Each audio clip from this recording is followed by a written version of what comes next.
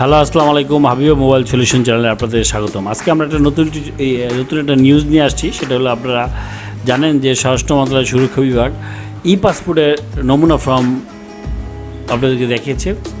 তো পাসপোর্টের যে ফর্মটা আছে, যেটা ফর্মটা আপনারা কীভাবে ফিল আপ করবেন বা অনলাইনে কীভাবে ফিল আপ করবেন সেটাই আমি দেখাচ্ছি।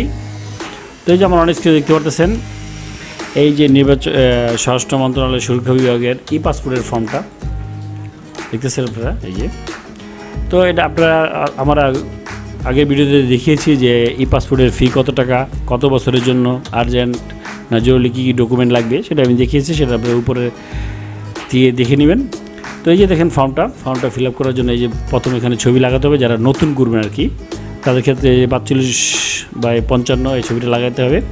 তারপর এখানে দেখেন 1 নম্বর কলমটা, এখানে দেখেন আপনারা।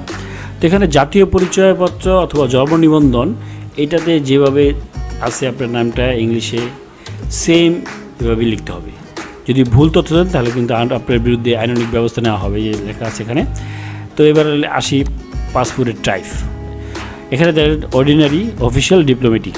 তো আমাদের যেহেতু অর্ডিনারি, তো আমরা এখানে টিক চিহ্ন দেবো। আর এখানে দেখেন যে নতুন একটা অপশন, সেটা হলো নাম্বার অফ পেজ, মানে কত পৃষ্ঠার জন্য আপনি অ্যাপ্লাই করবেন। 48 পৃষ্ঠা আছে, 64 পৃষ্ঠা। তো আমরা যদি 48 পৃষ্ঠা লাগবে এখানে টিক চিহ্ন দিবেন। আর এখানে দেখেন ডিউরেশন অফ পাসপোর্ট। তো এখানে 5 বছরের জন্য করবেন না 10 বছরের জন্য। তো 5 বছর হলে 5 বছর ক্লিক করবেন এবং 10 বছর হলে 10-এ ক্লিক করবেন। তো এখানে দেখেন ডেলিভারি টাইপ। এখানে 3টা ডেলিভারি টাইপ আছে, মানে আপনার ডেলিভারি দিব। একটা হলো রেগুলার, একটা এক্সপ্রেস, এটা সুপার এক্সপ্রেস। এটা হলো সাধারণ, যেটা আপনাদের 21 ওয়ার্কিং ডেজ, মানে 21 দিন লাগবে, 21 কর্মদিবস। কিন্তু সেটা কর্মদিবস 21 দিনে হয় না, 1 মাসই লেগে যায়। আর এটা হলো এক্সপ্রেস মানে জরুরি হলো 7 কর্মদিবস।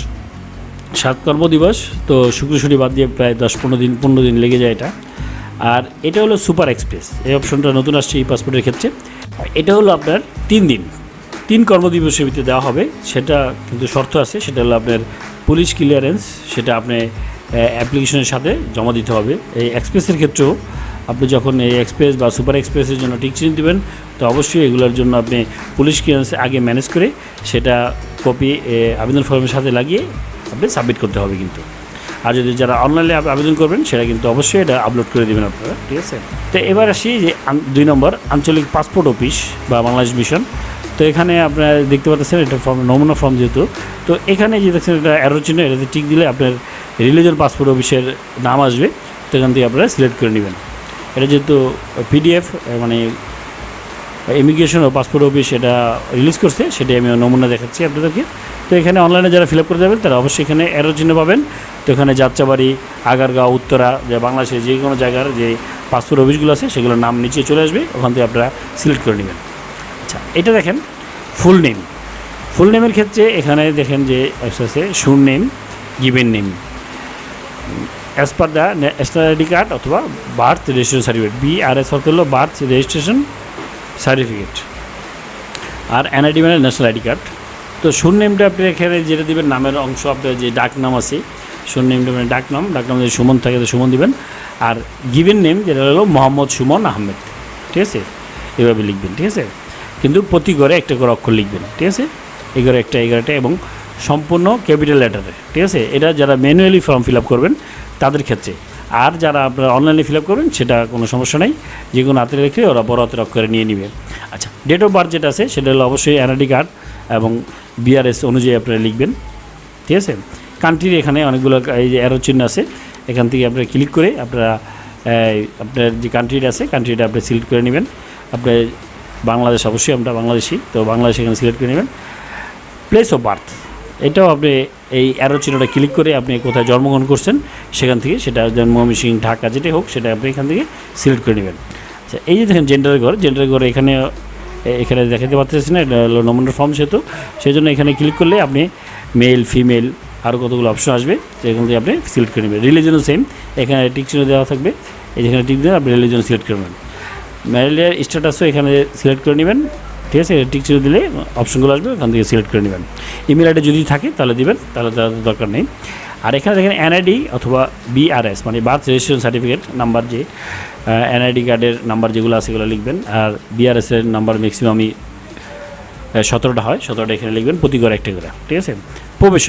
প্রবেশনের ক্ষেত্রে যেখানে অ্যারো চিহ্নটা আছে এখানে ক্লিক করে আপনি প্রবেশন যে অপশন, আপনার যে প্রবেশন সেটা উল্লেখ করে দেবেন, ঠিক আছে। আর এখানে অবশ্যই মোবাইল নাম্বারটা নেবেন, ঠিক আছে। মোবাইল নাম্বার ক্ষেত্রে সেটা হলো কি, সেটা অবশ্যই বাংলাদেশি কোড নাম্বার দিয়ে আপনি দিবেন। দেখেন 1 2 3 4 5 6 7 8 9 10, দেখছেন কতগুলো ঘর আছে, 11টার বেশি আছে।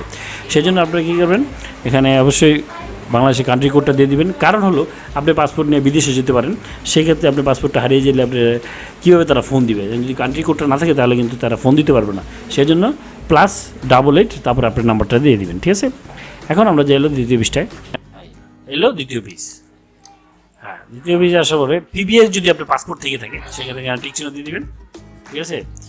আর ডেট অফ এন্ট্রি এক্সপায়ারের ডেটটা দিয়ে দেবেন। রিজন কি, এখানে কিন্তু যদি আপনার যদি পিবিএস পাসপোর্ট থাকে তো রিজন হলো কি এক্সপায়ার ডেট, ঠিক আছে। এখানে ক্লিক করে এক্সপায়ার ডেট আসবে, ওখানে দিয়ে দিবেন। আর ডেট অফ এক্সপায়ারের ডেটটা এখানে লিখবেন, ঠিক আছে। আচ্ছা, এবার ব্যক্তিগত তথ্য আসে 3 নম্বর, পার্সোনাল ইনফরমেশনে। ফাদার নামটা অবশ্যই ন্যাশনাল আইডি কার্ড যেভাবে আছে সেম ওইরকম লিখবেন, বা বার্থ রেজিস্ট্রেশন সার্টিফিকেট যেটা আছে সেটাই এখানে লিখবেন। বাবার প্রফেশন এখানে ক্লিক করবেন, এই যে এখানে ক্লিক করবেন, ক্লিক করলে বাবার প্রফেশন আসবে, অনেকগুলো প্রফেশন আসবে, ওখান থেকে আপনারা সিলেক্ট করে নেবেন। তারপরে বাবার ন্যাশনাল আইডি কার্ডের নাম্বারটা এখানে লিখবেন, ঠিক আছে। এটা আমাদের এমআরবি পাসপোর্টে ছিল না, বাবার ন্যাশনাল আইডি কার্ড। তো ই পাসপোর্টে অবশ্যই বাবার ন্যাশনাল আইডি কার্ডের নাম্বারটা এখানে লিখতে হবে, ঠিক আছে। তারপরে মায়ের নামটাও সেম, মায়ের নামটা এখানে লিখবেন, যে আপনার যে ন্যাশনাল আইডি কার্ডে যেরকম আছে সেরকম লিখবেন। আর প্রফেশনের ক্ষেত্রে এখান থেকে সিলেক্ট করে দেবেন প্রফেশনটা। অবশ্যই মার আইডি কার্ডের নাম্বার এখানে লিখতে হবে আপনাদেরকে। আচ্ছা, ইফ এই যে গার্ডিয়ান নেম যদি আপনি 18 বছরের নিচে হয় সেক্ষেত্রে আপনাদের এনআইডি কার্ড গার্ডিয়ান আপ বা স্পাউস নেম, ঠিক আছে। আচ্ছা, আপনি যদি বিবাহিত হয়ে থাকেন তাহলে অবশ্যই স্ত্রীর নাম লিখবেন, স্ত্রীর প্রফেশন দেবেন এবং স্ত্রীর ন্যাশনাল আইডি কার্ডের নাম্বারটা অবশ্যই দিতে হবে। এবার আসি নাগরিকত্ব বা সিটিজেনশিপ। এখানে ক্ষেত্রে আপনি এখানে চিপ, এখানে অ্যারোটা চিপ দিলেই বাই বার্থ লেখা আসবে, তো বাই বার্থ দিয়ে দেবেন। সিটিজেন আপনি জন্মসূত্রে। Name of country of in case dual citizenship, এটা আমাদের জন্য দরকার নেই, যারা ডুয়েল কারেন্সি যারা দুই দেশের সিটিজেনশিপ তাদের জন্য। আর যারা প্রিভিয়াস পাসপোর্ট আছে তাদের জন্য হলো পাসপোর্ট নাম্বারটা এখানে লিখতে হবে। সরি, যাদের যে ডুয়েল কারেন্সি মানে দুই দেশের সিটিজেনশিপ তাদের পাসপোর্ট এখানে লিখতে হবে। আচ্ছা, এবার আসে হলো আবেদনকারীর ঠিকানা, বর্তমান ঠিকানা এবং স্থায়ী ঠিকানা। এখানে দেখেন যে পার্মানেন্ট অ্যাড্রেস এবং প্রেজেন্ট অ্যাড্রেস। তো এই যে লোকালিটি, হাউস, ঠিক আছে, ভিলেজ, রোড, ব্লক, ঠিক আছে। এখানে টিক দিবেন, আপনি টিক দিয়ে দিলে আপনার অপশন আসবে, অপশন আপনি সিলেক্ট করে নেবেন। হাউস নাম্বার লিখে দিবেন, ভিলেজ নাম্বার লিখে দিবেন, ঠিক আছে, ব্লক নাম্বার লিখে দিবেন। এবং এখানে এই অ্যারোটা চাপ দিলেই আপনার এখানে পোস্ট কোডগুলো আসবে, পোস্ট অফিসগুলো অ্যাড্রেসগুলো আসবে, ওখান থেকে আপনি সিলেক্ট করে নেবেন। কান্ট্রি এখানে সিলেক্ট করে নেবেন অ্যাট ফার্স্ট, ঠিক আছে। কান্ট্রি বাংলাদেশ, পুলিশ স্টেশন এবং ডিস্ট্রিক্ট সিলেক্ট করে নেবেন, ঠিক same as it is present অ্যাড্রেসের ক্ষেত্রেও এরকম। আচ্ছা, এবার আসলে জরুরি প্রয়োজনে যোগাযোগের ঠিকানা, ঠিক আছে।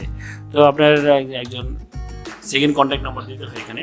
সেক্ষেত্রে আমরা যদি বিবাহিত হয়ে থাকেন অবশ্যই ওয়াইফের নাম দিতে পারেন, আর যদি অবিবাহিত হয়ে তাহলে বাবার নাম, ভাইয়ের নাম, যার নাম লেখেন এখানে তার নাম লিখবেন। তার সাথে আপনার রিলেশন কী, সম্পর্ক কী, সেই সম্পর্কটা লিখবেন এবং অ্যাড্রেসটা লিখবেন এবং তার মোবাইল নাম্বারটা অবশ্যই কান্ট্রি কিট সহ দিয়ে দেবেন এখানে, ঠিক আছে। তারপর অফিসিয়াল কোডিতে পাসপোর্টের জন্য, ঠিক আছে, এটা আমাদের দরকার নেই, ঠিক আছে, এটা অফিসিয়ালের জন্য। আচ্ছা, তারপরে আমরা নেক্সট পেজে চলে যাব। হ্যাঁ, এটা হলো আমাদের 3rd নম্বর পেজ। তো এখানে ইস্যু অথরিটি, এটা আপনার দরকার নেই, অ্যাড্রেসের দরকার নেই। পাসপোর্ট ফি সংক্রান্ত তথ্য, ঠিক আছে। এর পেমেন্ট অপশনে যাবেন আপনি, পেমেন্ট অপশনে কি এর মাধ্যমে পেমেন্ট করবেন আপনি, ঠিক আছে। তারপরে রেফারেন্স নাম্বারটা হলো আপনি যখন পেমেন্ট করবেন, রেফারেন্স নাম্বার বিকাশের মাধ্যমে পেমেন্ট করেন বা সোনালী ব্যাংকের মাধ্যমে পেমেন্ট করেন বা ওয়ান ব্যাংক বা ঢাকা ব্যাংক, তাহলে একটা রেফারেন্স নাম্বার দিবে তারা উপরে আপনার পেমেন্টের উপরে, তো ওই নাম্বারটা এখানে লিখবেন, ঠিক আছে। আর পেমেন্ট অপশনটা অবশ্যই সিলেক্ট করে দিবেন, ঠিক আছে। আচ্ছা, এবার হলো পুলিশ তদন্ত রিপোর্ট, এটা আপনার দরকার নেই, ওরা এটা হলো যেটা, সেটা হলো পুলিশ তদন্ত সেটা হলো আপনি যদি অনলাইনে অ্যাপ্লাই করেন আর সেক্ষেত্রে যদি আপনার যদি পুলিশ ক্লিয়ারেন্স আগেই ম্যানেজ করা থাকে সেক্ষেত্রে আপনি এখানে টিক চিহ্ন দিয়ে আপনি আপনার ওই পুলিশ ক্লিয়ারেন্স যে কপিটা আছে ওটা স্ক্যান করে আপলোড করে দেবেন এখানে। দেন তারপরে আপনি এখানে একটা সিগনেচার করবেন, ঠিক আছে। আর অপ্রাপ্ত বয়স্ক হলে তাদের বাবা মা এখানে সিগনেচার করবেন। এখানে কিছু নির্দেশনা দেওয়া আছে দেখেন, এই পাসপোর্ট আবেদনের অনলাইনে পূরণ করা যাবে অথবা পিডিএফ ফরম্যাটে ডাউনলোড করে আপনি যে কোনো কম্পিউটারে পূরণ করতে পারবেন। ই পাসপোর্টের ক্ষেত্রে কোনো কাগজপত্র সত্যায়নের প্রয়োজন হবে না, ঠিক আছে। ই পাসপোর্টের ফর্মে কোনো ছবি সংযোজন করা ও সত্যায়নের প্রয়োজন হবে না, ঠিক আছে। বুঝতে পারছেন? এই ই পাসপোর্ট ফর্মে কোনো ছবি সংযোজন করা বা তা সত্যায়ন করার প্রয়োজন হবে না। আবেদনপত্র পূরণের ক্ষেত্রে সংযুক্ত দলিলের জাতীয় পরিচয়পত্র বা বার্থ সার্টিফিকেট অনুযায়ী পূরণ করতে হবে। এই যেগুলো দেওয়া আছে এটা, ঠিক আছে। আমরা নেক্সট পেজে চলে যাই। এই যে এখানে নিয়মকানুন দেওয়া আছে, আপনি এখানে এটা পড়ে নিতে পারবেন আপনারা, ঠিক আছে। ইচ্ছে করলে এই ইস্যুর ক্ষেত্রে 48 পাসপোর্টে প্রদান করা হবে। দেশে অবন্ধিত জরুরি অতি জরুরি পাসপোর্টের রিইস্যুর ক্ষেত্রে 48 ঘন্টার মধ্যে দিবে আপনার, মানে 2 দিনের মধ্যে দিবে আপনার। দেশে অবন্ধিত জরুরি পাসপোর্ট ইস্যুর ক্ষেত্রে 72 ঘন্টার মধ্যে দিবে, ঠিক আছে। এটা হলো অতি জরুরি, এটা হলো জরুরি, ঠিক আছে। এটা 72 ঘন্টার মধ্যে দিবে। দেশে অবন্ধিত রেগুলার পাসপোর্ট ইস্যুর ক্ষেত্রে 7 কর্মদিবসের ভিত্তিতে দেওয়া হবে। যারা আমরা রেগুলার পাসপোর্ট রিইস্যু করবো তাদের জন্য 7 দিনের দেওয়া হবে। এই হলো পাসপোর্টের ফি, দেখতে পাচ্ছেন আপনারা। এই পাসপোর্টের নির্ধারিত ফি, এই 48 পৃষ্ঠা 5 বছরের জন্য এত টাকা, এগুলো আপনি আমার ওই ভিডিওতে দেওয়া আছে, সেটা এখান থেকে দিয়ে দিতে পারেন।